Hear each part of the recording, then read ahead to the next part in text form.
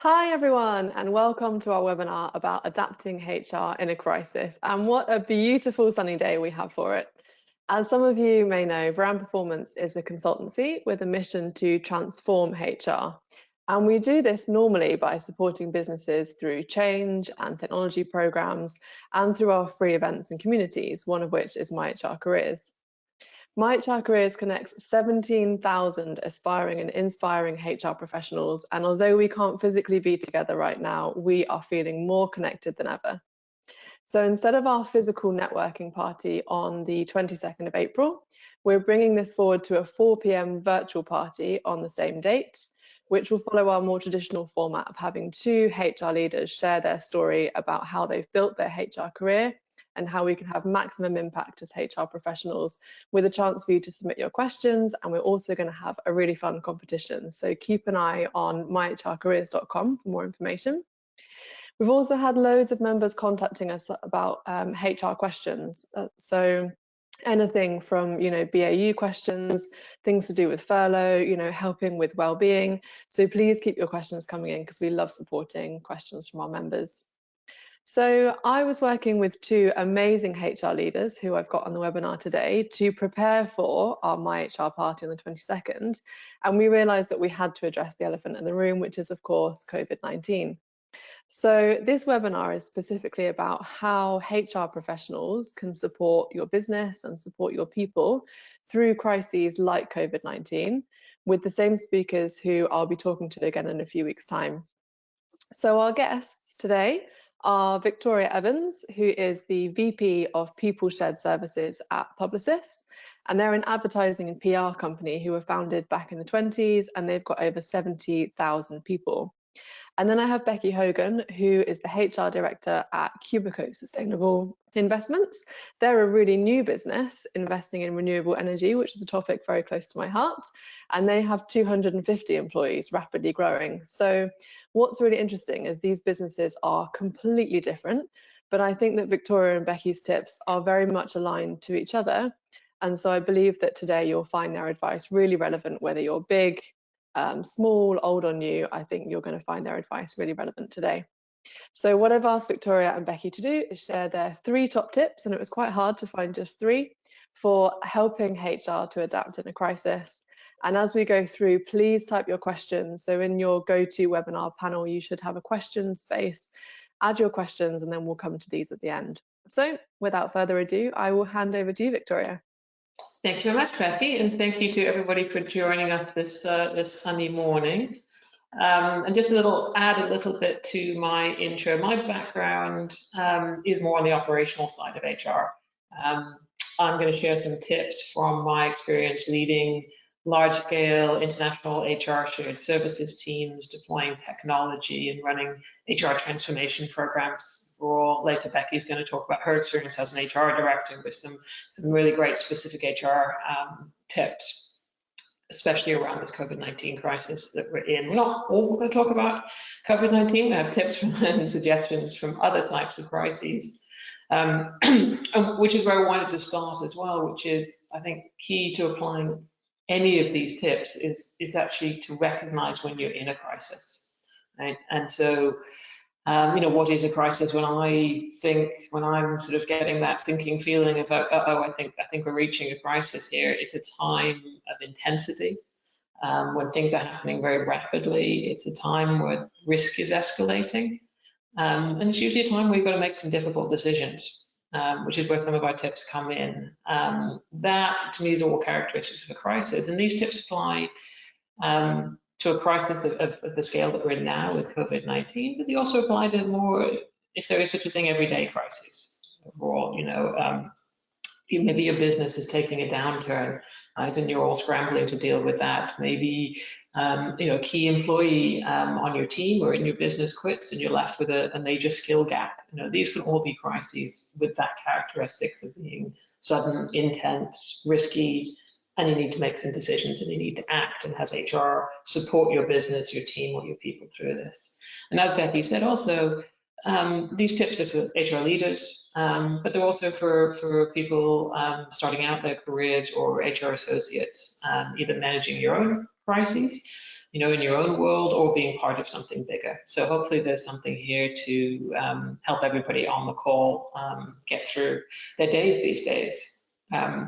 So with no further ado, here are my priorities. I'm going to talk first about, for me, what's a critical first step, which is to very quickly establish what's important to focus on and what isn't. I literally just did this with my team a couple of weeks ago, say right before we get into the thick of all of this, we need to agree on what's the most important thing and write those down and communicate those and make sure everybody on the team understands what we're going to respond to, what we're going to focus on, what we're not.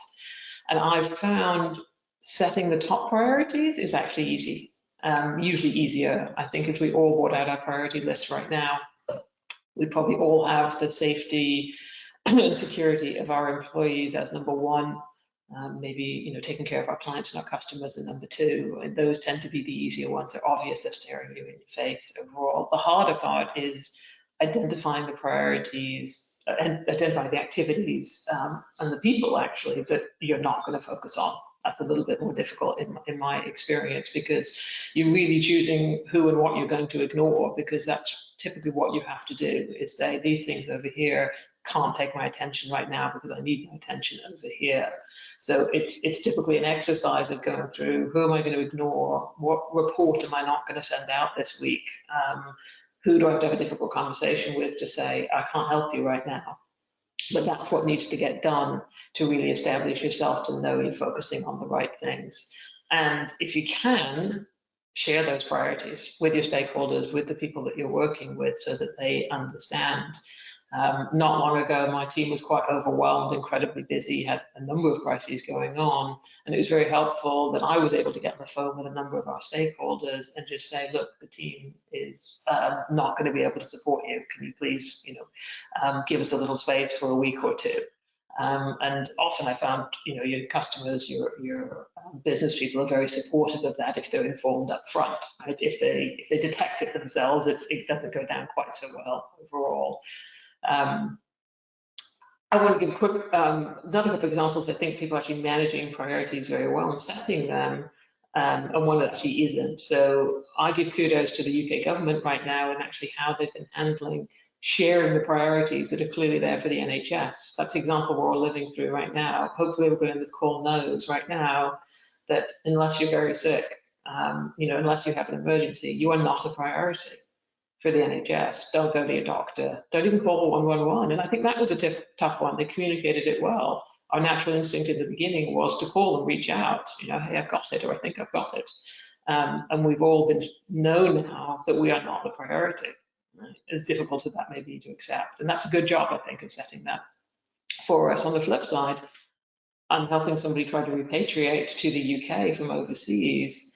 And everybody's been working with, from airlines to, unfortunately, the UK embassy, are not doing a good job of communicating their priorities. It's silence. Everybody's frustrated.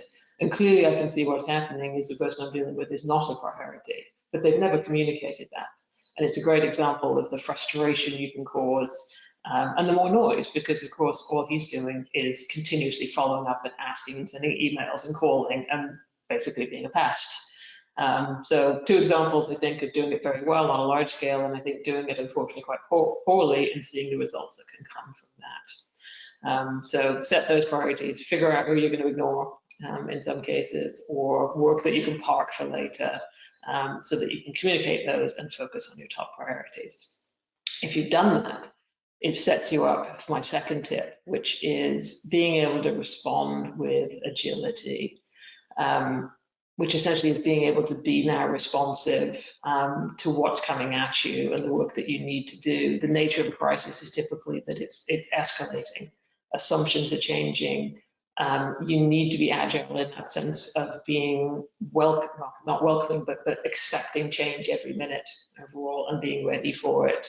And that's what agile thinking is all about. There's lots of great resources out there, even specific to agile in HR, agile in technology, and actually I find them very helpful for some tips about how to work in an agile way, and a few that I've thought of recently and implemented excuse me, are the very key principle of agile, which is delivering value quickly and iterating. Like, now is not the time to put a beautiful new process in place. Now is the time. Your CEO wants to know how many people are out of the country. Start with the best guess, right? Give an order of magnitude. Follow up when you can with some better data. Continue to iterate that. But you can't wait 3 days till you've got the perfect data overall. See if you can get the value, find where's the value, deliver that quickly, and then iterate overall. Some of the great ideas from Agile about the ways of working. Daily stand-up meetings in a crisis are brilliant. If you can pull them off, whether it's on a virtual video conference, just a phone call. These days we're probably not in a room together, but those are great. Get everybody on the same page, get the emergencies out there, set everybody on their tasks for the day, which is also leading to be my third tip from Agile, which is you have to be able to empower people. You can't centralize all the decision making typically, although there's a great, if you're the one in sort of leadership and control, there's a great desire in a crisis to know everything, manage everything, make all the decisions. But typically, if it's of any scale, you have to empower people to use their judgment. And so that's really about just good management techniques. Set the direction, give them the guidelines, give them the trust to go out there and do the best job and live with the consequences. And people will make some mistakes. You'll learn from them quickly.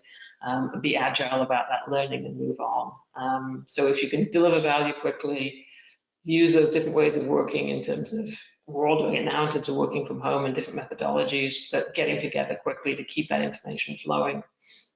And empowering people to make decisions will help you be responsive and agile, again, on whatever scale you're working on this crisis. And then if you can do all those, you also need to take that time, I always do, to take a little bit of a step back to look forward, which is my last tip. It's so easy in a crisis to just get your head stuck down with these things coming at you and worrying about today. But you have to be able to, if you can, take a little bit of a step back and look at what's coming. Again, the nature of a crisis, you're probably not going to be able to predict and see into the future exactly, but it can be helpful to play out the scenarios, even the ones that are scary, to confront them and say, what if everybody's working from home? Thinking about the extremes can be really helpful to think about, where could this go? What if we have to shut down all the offices? What if people can't come home from their holidays and they're stuck there? What if I can't buy toilet paper? Right? We've all got to plan for these extreme futures. And those people that stockpiled not long ago were the ones that were looking ahead, right? And saw that this is an extreme that could happen. And I think looking ahead isn't always about preparing. You're not always going to be able to look in that crystal ball, right, and do everything you can to avoid this future, especially when it's so unpredictable. But being able to step back and look ahead, for me, it helps me feel a little bit more in control, right? Having thought through the scenarios, having a chance to internalize them, think about them in a little bit of downtime helps when they actually happen, because you've given them some thought ahead of time. But also, particularly in HR, I think it equips you to be able to be more confident when they happen. I think to be able to start asking questions in your business meetings with your team, with your employees about, well, have you thought about what you will do if this happens? I think it gives a lot of confidence to people that as an HR leader or an HR associate that you are thinking ahead, right? Even if you don't have all the answers, you're in a position of thinking about the future, which builds confidence in yourself and with the people that you work with overall, even if you don't have the answers at all.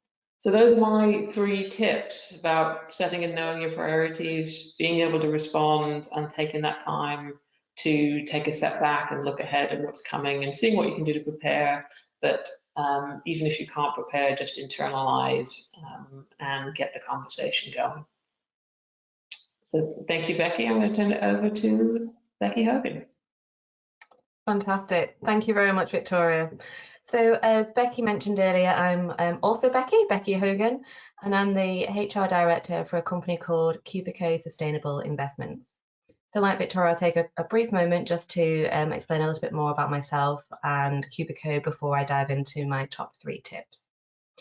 So as Becky also mentioned, Cubico was established in 2015, so we're only quite a young organisation, 5 years old, and we are a leading investor in and long-term owner-operator of global renewable energy projects. And what that is really in practice is investing and operating wind and solar farms. And I joined Cubico 2.5 years ago now, actually, and my role was and is to build out and develop the HR team in order to support quite a ambitious global agenda. And if you ask my team, I'm sure they'll also say I'm equally ambitious when it comes to the direction of travel for our HR team. So what we do every year is lay out what exactly we're planning to deliver as a HR team over the next 1, 2, or 3 years. And the reason why I'm quite ambitious for us is because I want us to be known as a department which not just supports employees and managers through every stage of their employee lifecycle, but I also want to be seen as a profit center in our own right. And how we do that is through hiring the right people, maximizing their potential and contribution, ensuring we have the right people in the right place at the right time, and ultimately retaining our talent for as long as possible. And in usual business as usual, we are looking at everything through from employer branding and our infrastructure and technology, our networking out in the market, and a number of best practice processes. But when times get tough, and we're talking today about crisis, which can be, again, as Victoria mentioned, of any nature, that could be a change of ownership, change of leadership, or something as quietly monumental as what's going on at the moment. I talk to the team and remind them that what I'd like to do is focus on what I see as my top 3 priorities. And the first one of those is focusing on the basics. So what exactly do I mean by focusing on the basics? Well, in some ways, this follows on from the point that Victoria made around prioritization. And so the basics for me are, again, the supporting employees and managers through every stage of their employee life cycle, as well as bringing the values of the organization to life. So let me unpack that a little bit more for you. In terms of the employee life cycle, clearly that starts with hiring and onboarding. And as an organisation at the moment, it might be that you've paused hiring. That's okay. Clearly that's not a priority. But if you are still hiring, we're personally still hiring, then actually you're going to maybe have to adapt how you're doing that. Certainly onboarding, for example. Instead of allowing people to walk the floor, get to have lunch with people, build those relationships in person, informally, we're going to have a much more structured video onboarding plan, for example. And as a HR team, again, we need to be quite responsive to how we're supporting employees and managers through all stages of their life cycle. At the moment, we're getting quite a lot of queries around benefits, life insurance, medical insurance, and all the way through to offboarding. And I'm sure there's people on the line here who might have unfortunately had to furlough some of their staff recently. So of course, in that regard, that's going to be one of your core, and in my mind, one of those basic activities for us to ensure that we're doing properly.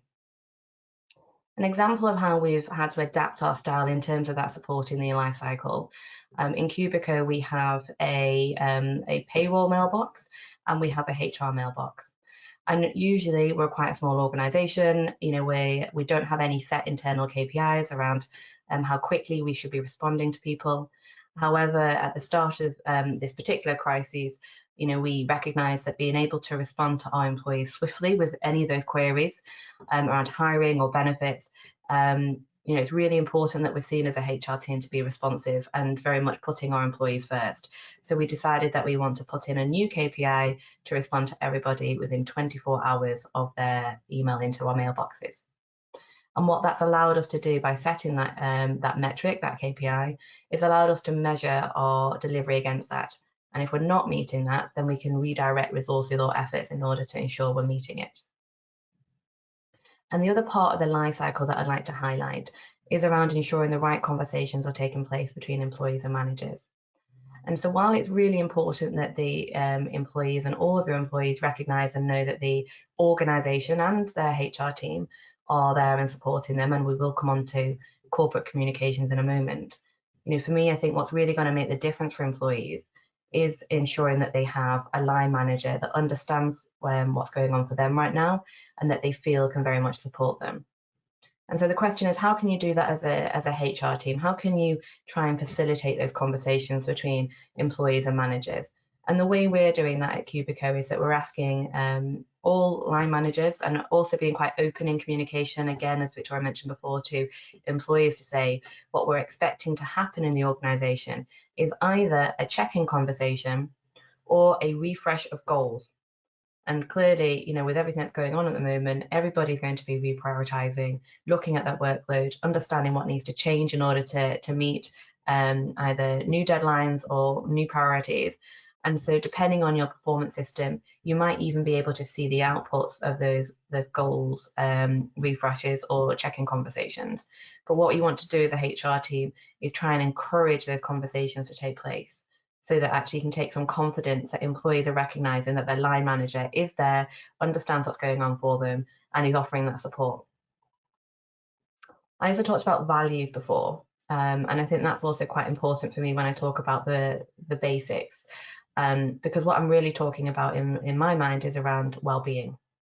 So I spent a lot of time at Cubico normalizing conversations around mental health and well-being. So I'd like to think this is certainly part of our culture and a way of life now. So what we're doing also is reminding people about whatever external events going on, you know, again, in terms of crisis, it could be this COVID-19, could be any crisis, but reminding people that how they're feeling is absolutely normal. You know, and equally important is that it's okay to talk about it. So hopefully as a HR team, you know, you've got either internal or external resources that you can point people to. You know, internal, it might be mental health first aiders. It could be an employee assistance program, which is usually quite an inexpensive, cost-effective way in order to support employees. But if not, don't worry. There's a whole range of free external resources. Certainly in the UK, Samaritans or Mind offer quite a lot of really helpful advice to be able to support employees. So what I would do is encourage you to ensure you've got some kind of open dialogue around well-being. And the reason for that is that there's a lot of science that backs up why this is important. So change of any variety is going to cause pressure or stress naturally, because we have this really old part of our brain called the limbic system, and that typically deals with emotions and memories and arousal. And when in situations of stress, and of course crisis is one of those stress-inducing situations, what's going to be happening in that limbic system? It's going to be releasing a hormone called cortisol. And what that's going to do is going to push us into a fight, flight, or freeze response. And so when we're in this particular fight, flight, or freeze response, it's not uncommon to have staff who are then displaying external emotions. You know, they might be quite panicked. They might be having trouble concentrating, getting distracted easily, because it's going to have a physiological reaction with these new hormones floating around inside of you. So what our role as a HR team is to recognize that we're going to be in a period that's causing absolutely normal levels of stress for people. But what we want to do is normalize it. We want to help managers understand that they've got a role again to talk about this.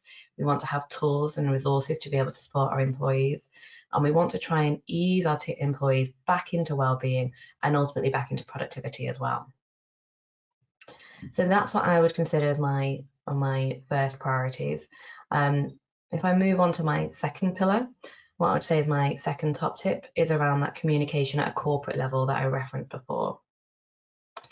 And you've probably already heard, and you probably don't need me to focus too much on the importance of increasing and varying the level of communication that needs to happen in a period of crisis. So as a HR team, as well as a corporate leadership team, you know, you want to ensure that you are opening up two-way communication channels in order to hear directly how your staff are feeling.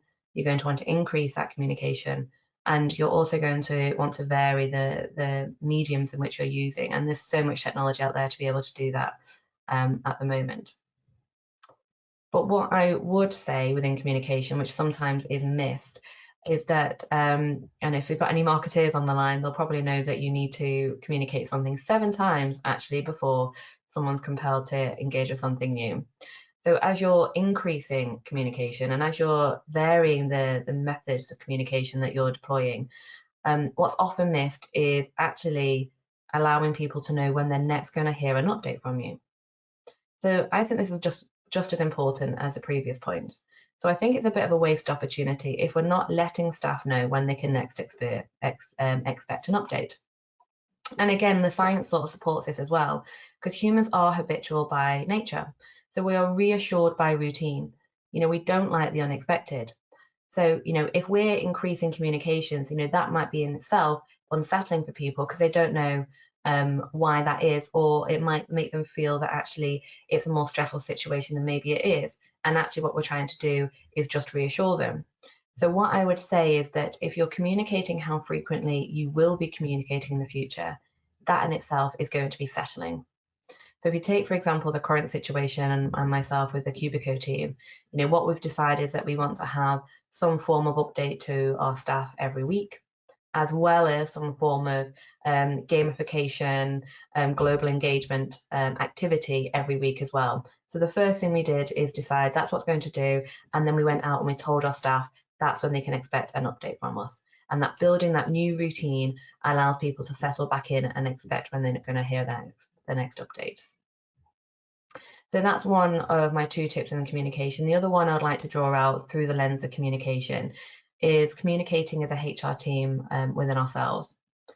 So we're so often usually busy supporting the business, certainly with all those priorities that we talked about in number 1, focusing on the basics, that at times we can self-neglect. And what I would encourage us to do as a HR team is make sure we're finding time to regularly communicate as a HR team and have those 2-way conversations. And that's going to have 2 different benefits. For starters, we're going to be more equipped to be able to support other people, or other members of our business, if we are feeling that we've got a safe space to decompress, share our concerns, share our worries, and have that team camaraderie.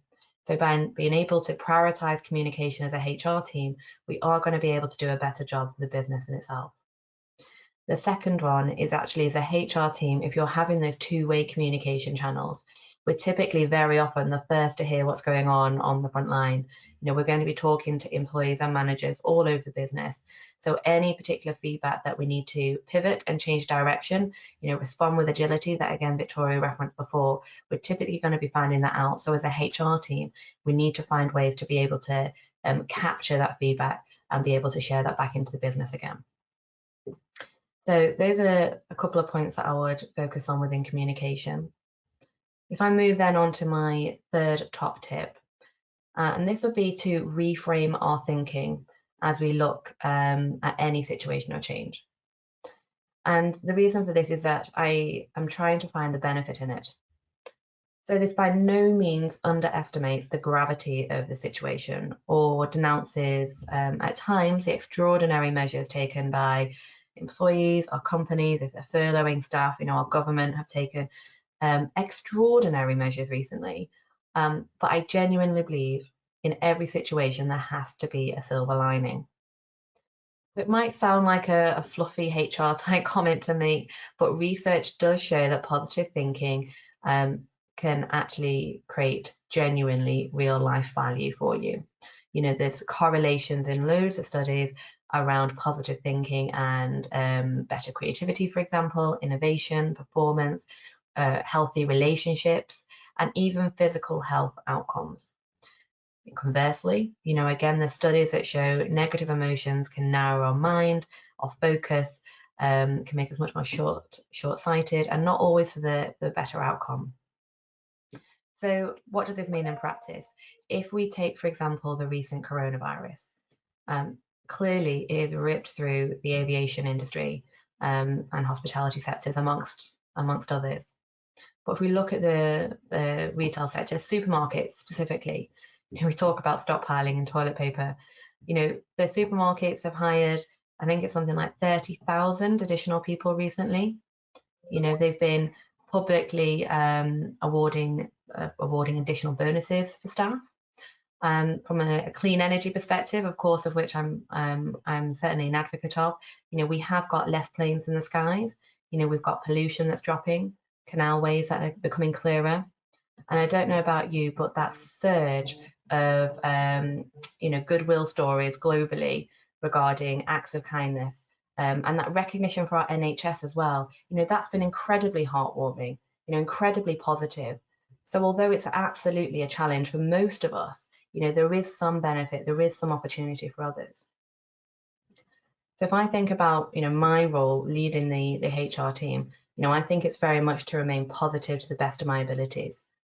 Positivity is infectious. And if I'm able to motivate, support, and encourage positive thinking in the HR team, in the wider business, shaping that through internal communications, then that should cascade throughout all the organization.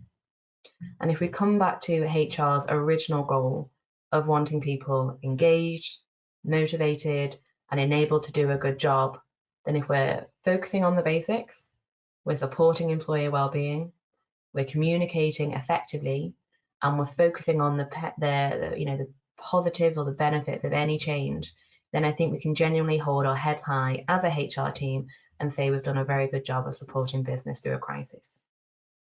So that's all for me for now. Thank you for listening, and over to you, Becky. Thank you. Thanks very much, team.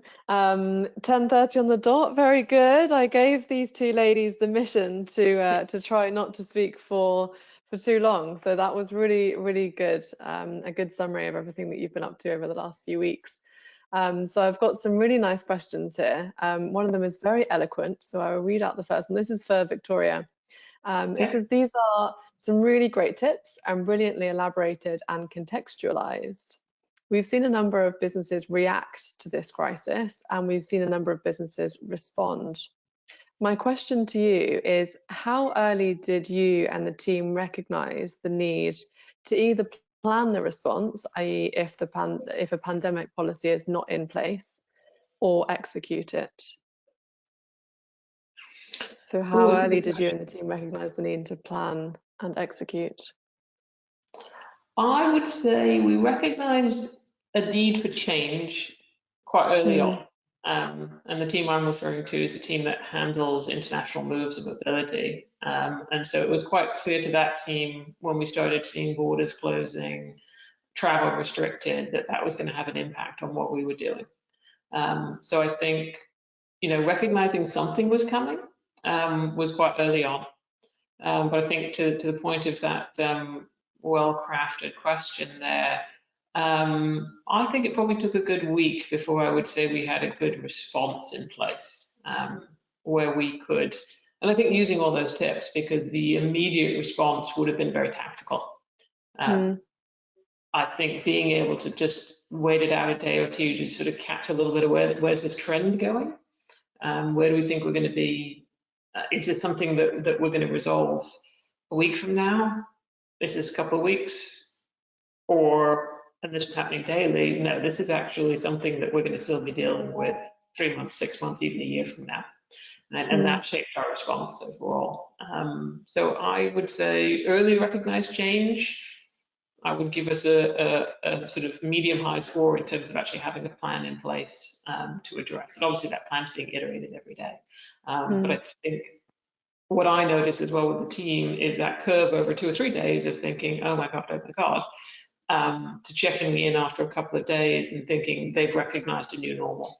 Right? And now that it's operating and that's sort of humming along. And to me, that's when you've got your response plan in place, is that people know what they should be doing, they're acting on it, and they're looking out for the next thing overall rather than being in a panic. Thank you. There's one for Becky which says, are there any resources or apps that you can recommend for HR supporting people with well-being? Oh, great question. Because there's so much out there, isn't there? What exactly? Where to start? I think the thing I would say is it thinks about which area of well-being that you're interested in, because actually well-being as a topic is quite broad. And at Cubico, we focus on 4 different elements of well-being. So we look at mental, physical, social, and financial. So if I can probably can give you a quick example from each one of those 4 different areas. So if you're interested in mental well-being, something like a Headspace and Calm are quite popular apps for mindfulness. I think most people tend to use those 2. From a physical perspective, there's quite a good podcast that someone told me about, Food for Thought. That's meant to be a good one, and I'm sure everyone's seen Joe Wicks all over the internet recently. So if you're brave enough to follow him, that will certainly keep you physically well. Then from a social perspective, Meetup is a good app. So I definitely recommend Meetup. And Mind also have an app called Ellie Friends, and that's around an online community who've trying to create a safe space for people to be able to talk about their mental health and well-being particularly. And from a financial perspective, hopefully you've already got like a pension provider that you can draw on. We have providers like Hatch and Smartly, and if you've got any internal providers, I would certainly be looking to them to get their advice that you can push out to employees. But again, if not online, there's lots and lots of resources. I saw on LinkedIn, I think it was yesterday actually, there's a company called Workplace Financial Wellbeing, I think. And so they're offering free webinars on financial wellbeing. So there's a lot of resources out there, but it does, I think, depend on which area of wellbeing you want to focus on as a HR team. My top tip for everyone on the call around financial well-being is not to look at your pension pot or your shares or anything like it. That would be a good top tip, actually. Just don't look. Just don't look. It's a long-term investment. That's what we keep reminding people, Becky. It's a long-term investment. It's a long-term plan. It's a long-term plan. And then I've got a question here, because we've got some people on the call that are quite kind of tech focused. They're in HR systems, HR management information. And they've said, apart from systems that you're using to help work from home, have you or your HR team changed how you're using technology, or is there anything new that you're using? Okay. Do you want me to take this one? Yeah, go ahead. Fantastic. So technology, I mean, where would we be without it? Quite frankly, at the moment we are proving flexible working works, aren't we? So that's the starting point. So for everyone who's rallied and supported technology, I think you can certainly say that you've proved us all right. I think the most obvious change is that the frequency of it. Of course, we're now online all day, every day. And it is, as much as possible, trying to replace those face-to-face interactions. So the second element is that I think we're now switching on the video.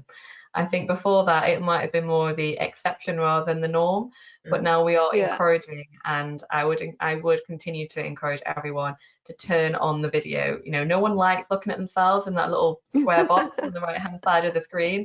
Nobody likes it, but it is trying to get back some of that socialization with people.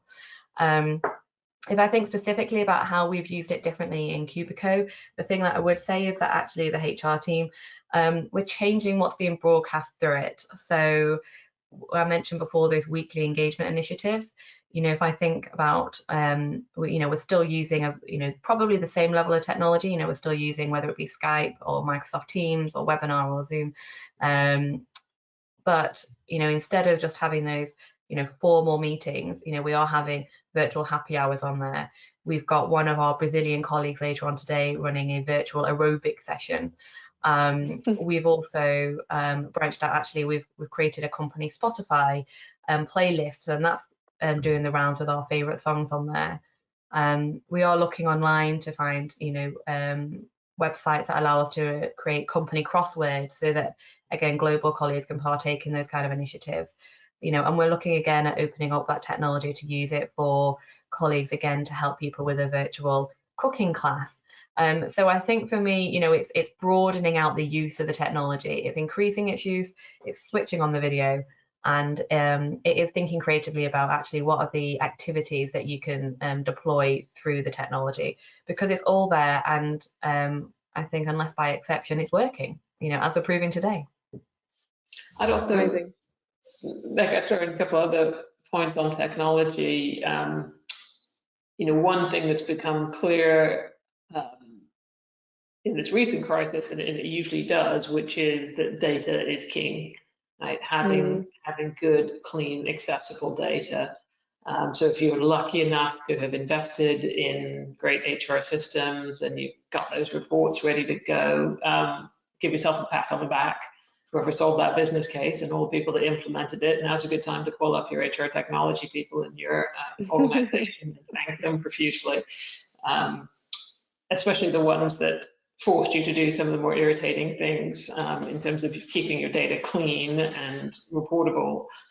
And if you don't have that, you probably learned over the last couple of weeks the importance of clean data and understanding, those annoying little steps that you have to do that don't seem to deliver any value in the moment of keeping your data clean are so essential, because it's what lets you in a moment take data from 4 different countries or 4 different offices and pull it together in a way that can be reported centrally. And I think that's one of the key things that's been happening a lot in my organization, I think everywhere, is there's a sudden need to see data in a consolidated view that maybe wasn't there before overall. So, as I said, the CEO suddenly needs to know the same thing about every office or every location.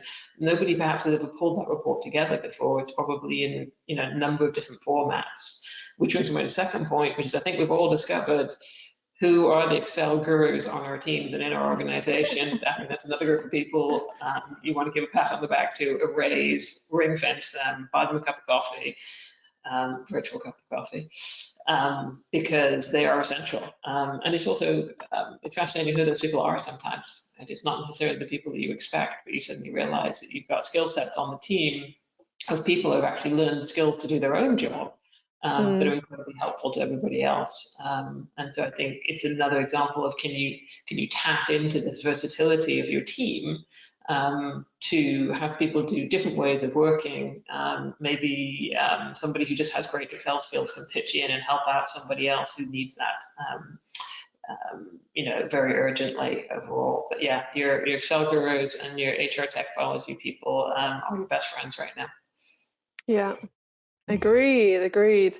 There are a few more questions, but I'm going to get in touch with people separately so that we can round off the webinar. So, talking about data, tech, working with agility, communication, the Happiness Index is a business that we work with quite closely. They provide engagement and feedback surveys, and they, within a couple of weeks, had created a free version of their tool, and that's measuring and promoting happiness across the world, and that's two-way communication as well. So that's definitely worth a look if anyone's interested in that kind of tech.